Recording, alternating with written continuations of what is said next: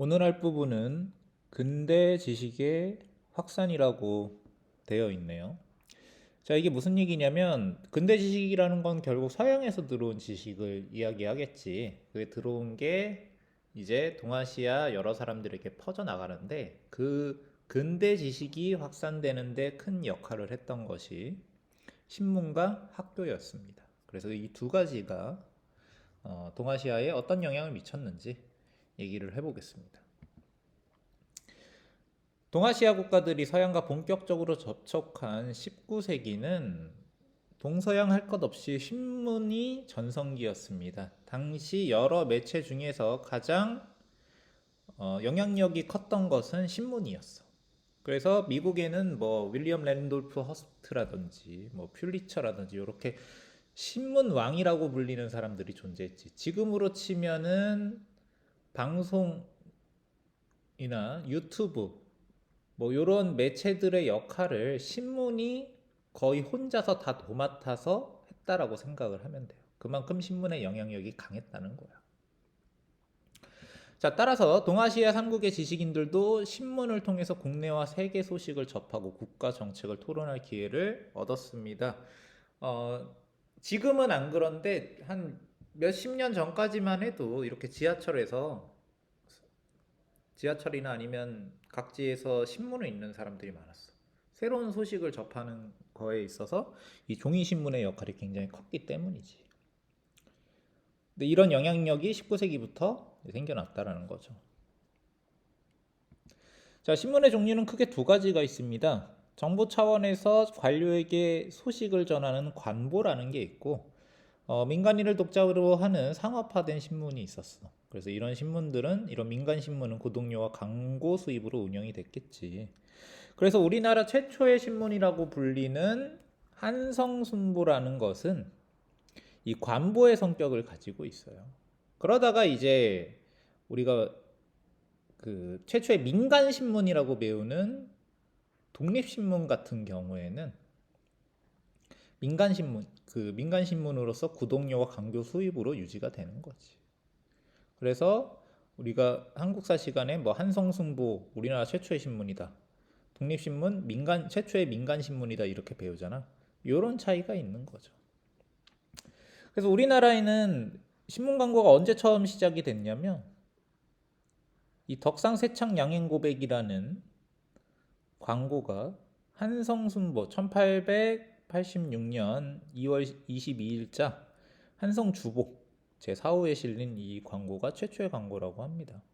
한성주보는 뭐냐면 순보는 열흘에 한 번씩 내던 신문이었는데 그 관보가 일주일에 한 번으로 바뀌면서 순보에서 주보로 바뀌게 된 거예요. 자, 하지만 이 한성주보는 아까 얘기했듯이 관보였기 때문에 본격적인 상업 광고 매체가 되기에는 한계가 있었고 이 독립신문이 그 발행이 되면서 이제 우리나라 신문에서는 최초로 본격적인 광고가 실리게 되는 거지. 애초에 이 독립신문은 민간신문이기 때문에 그리고 미국에서 이 외국 신문을 접하고 왔던 서재필이 발행인이 돼서 만들어진 신문이기 때문에 광고를 굉장히 적극적으로 싣습니다. 이 창간호 첫 기사가 광고란 말이야. 여기 노란색 박스에 표시되어 있는 것이 애초에 그 독립신문 제1호에 제 첫 번째 기사가 광고라고 적혀 있잖아. 그죠? 여기에는 뭐 구독료가 얼마고 이 신문 구독 신청하는 방법이라든지 광고는 어떻게 게재하냐 이런 것들이 적혀 있고 독립신문에 이런 광고들이 활발하게 실리게 되는 겁니다. 그래서 신문의 종류는 관보와 상업화된 신문이 있다 이렇게 얘기할 수 있겠어.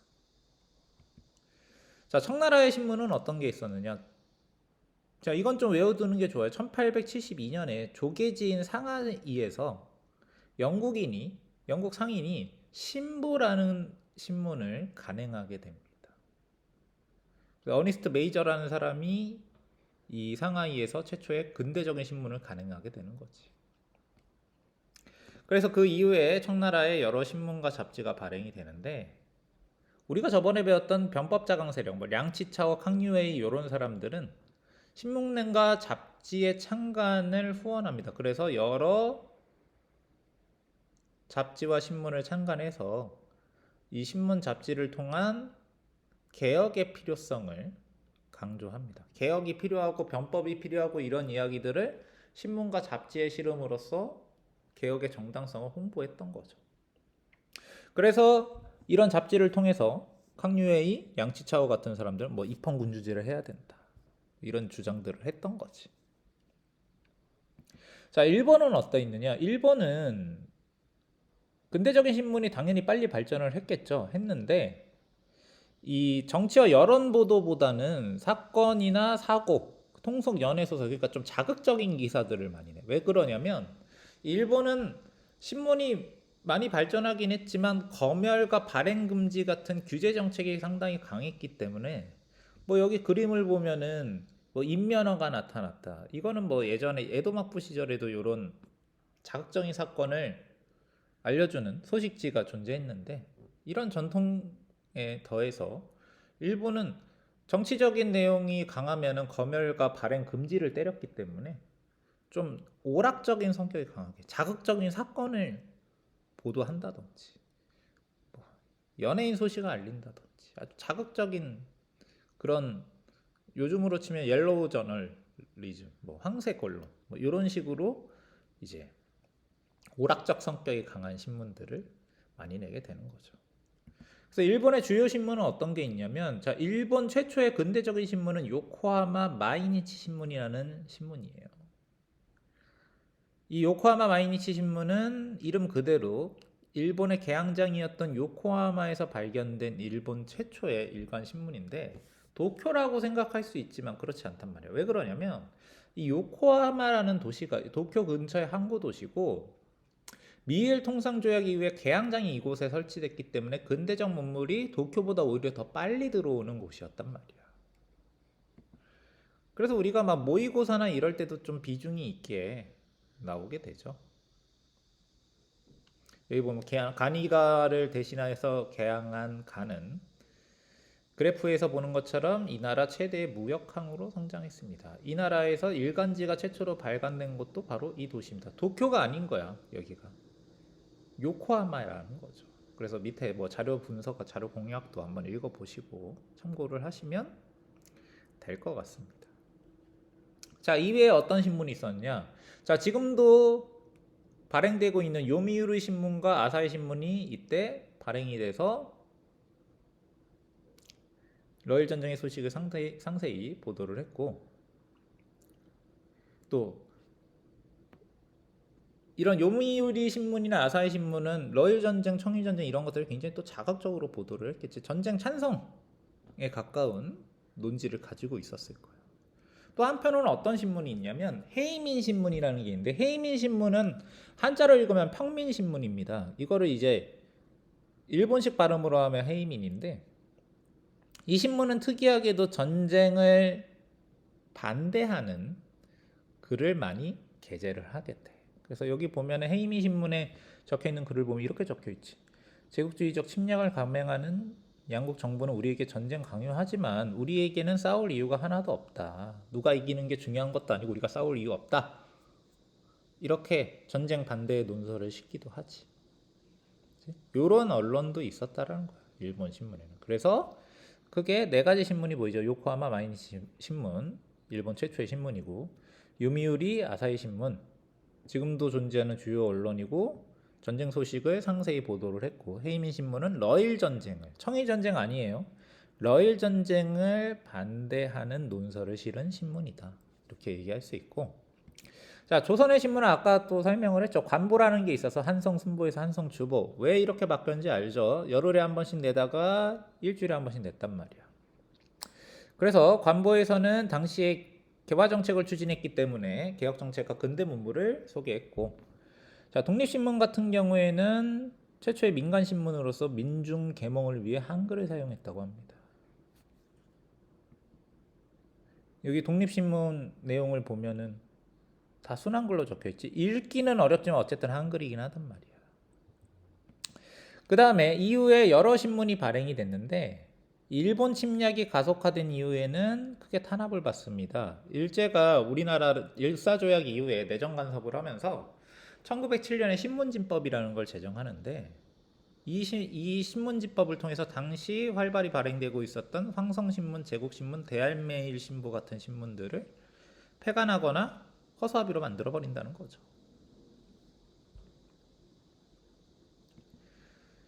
자, 근대교육으로 들어가 봅시다. 자, 동아시아 근대교육의 특징은 뭐면 당시까지도 동아시아의 신분제 관념이 많이 남아 있었음에도 불구하고 신분의 차별을 두지 않고 애국주의 교육과 근대지식 교육을 가르치고 일정한 시간표에 따라 학년별로 정해진 과목을 가르칩니다. 근데 이거는 지금도 그렇죠.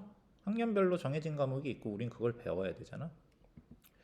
자, 일본의 근대 교육을 보면은 일본은 교육치거라는 걸 1890년에 공포합니다. 자, 천황 중심의 가족적 국가관과 충효의 가치관을 주입했다고 하는데 여기 보면은 교육치거. 자, 일본의 교육 목표는 뭐냐? 나의 신민이 충과효로서 많은 사람의 마음을 하나로 만들어 대대손손 그 아름다움을 다하게 하는 것이 우리 국체의 정화이며 교육의 연원 역시 실로 여기에 있다. 그럼 일본 교육의 목표는 뭐예요? 한마디로 천황에 대한 충성심을 강조하는 교육이 되는 거지. 가족적 국가관이라고 얘기하는데 이게 뭐냐면 한마디로 천황에 충성하는 신민을 만들겠다는 거야. 국가를 하나의 대가족이라고 전제하고 지배자를 부모에게 하듯 복종하고 따르도록 하는 국가관입니다. 이거 지금 잘하고 있는 나라 어디냐면 북한이지. 맨날 어버이 수령, 어버이 수령, 어버이 수령 이렇게 얘기하잖아. 이게 뭐야? 국가의 지도자를 부모와 일치시킨단 말이야. 근데 일본에서 이미 그렇게 하고 있었단 말이지. 천황을 충가효로 가족적 국가관으로 모셔라 라고 얘기를 하잖아. 자, 그래서 일본은 의무교육을 확대합니다. 1900년대에 지금 우리나라로 치면 초등학교라고 할 수 있는 소학교 취학률을 이미 70%로 넘겨버리고 여기 밑에 보면 나오겠지만은 일본의 의무교육이라고 적혀 있는 거 보면 1900년에 이미 4년간의 의무교육을 확정하고 1907년에 의무교육 6년으로 연장합니다. 그래서 1900년대에 이미 취학률이 70%를 넘겨서 98% 이상까지 올라가고 의무교육이기 때문에 여학생들도 배운단 말이야. 그리고 고등교육으로 넘어가면 이 대표적으로 일본의 최고 명문 대학은 도쿄대학이지. 자, 도쿄대학과 여러 지방대학을 설립을 하고 이 지방대학 중에 주요 대학들이 제국대학이라고 불립니다. 도쿄제국대학, 교토제국대학, 도호쿠 제국대학 뭐 이렇게 많죠. 규슈제국대학. 이렇게 7개의 제국대학이 존재하고 나중에 식민지를 만들면서 우리나라 경성제국대학, 대만의 대북제육 제국대학 이런 것들을 만들게 되는 거지. 뭐 지금은 제국대학이라고 안 붙이지만은 여전히 일본에서 가장 성적이 높고 명문대학들은 이 구제국대학 출신 학교들이 많단 말이야. 그래서 정리하자면 일본은 의무교육, 초등 의무교육을 실시하고 고등교육을 위해서 제국대학, 여러 대학들을 설립하게 되는 거지. 교육이 굉장히 발달하게 됩니다. 자, 청나라를 봅시다. 자, 청나라는 청일전쟁 패배 이후에 충격을 받아서 교육을 통한 근대 지식 습득을 매우 강조합니다. 강요에 또 나오죠. 이 사람이 청은 문물의 나라지만 교육 시켜야 된다. 그것도 그냥 한자 교육이 아니고 근대 교육 시켜야 된다. 그래서 청나라가 경사대학당이라는 걸 설치해서 이 관리 양성 기능을 담당하는데 여기서 가르치는 게 근대 교육이란 말이야. 이 경사대학당은 나중에 뭘로 바뀌게 되냐면 베이징 대학으로 바뀌게 됩니다. 1909년이 되면 160여만 명이 근대 학교에 다니게 되는 거지. 근데 청나라 전체 인구에 비하면은 좀 미흡한 감이 아직도 있죠. 그래서 여기서 기억해야 될 거는 청일전쟁 이후에 근대 지식 습득을 강조했고 경사대학당이 설립이 돼서 관리 양성을 담당했다. 뭐 이런 거 생각을 하시면 될 것 같아요. 자, 조선은 어떠 있느냐? 자, 조선은 교육 입국 조서를 발표해서 역시 충군 애국의 교육 목표 지덕체 강조했다. 어쨌든 이 교육 입국 조서를 발표해서 근대 교육을 강조를 했단 말이야. 그리고 갑오개혁 이후에는 근대 학제를 마련해서 여기서 말하는 근대 학제는 이제 서당 뭐 성균관 이런 거 말고 서양식 교육 학제를 마련하게 됐다라는 거지. 그래서 옆에 보면 뭐 소학교령이라든지 뭐 중학교령 같은 것들을 반포해서 소학교와 중학교를 설립하는 기초로 삼았다고 합니다. 뭐 내용을 외울 필요는 없어요. 참고하라고 하는 거야. 그냥 이런 규정을 통해서 소학교를 만들고 중학교를 만들었다 이렇게 생각을 하시면 되고요. 자, 또 어떤 게 있었냐면 국가에서 설립한 공립학교 이외에도 선교사들이 학교를 설립해서 서구의 지식 전파를 목적으로 해서 만들고요. 계몽운동가들도 학교를 설립해서 인재 양성을 목적으로 해서 교육을 진행을 합니다. 그러니까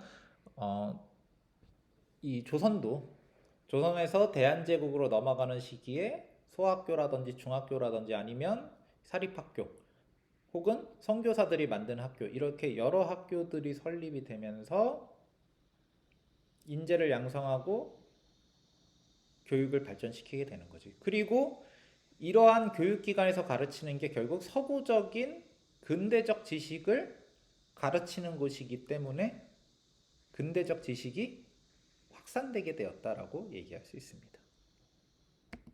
자, 오늘은 여기까지 하겠습니다.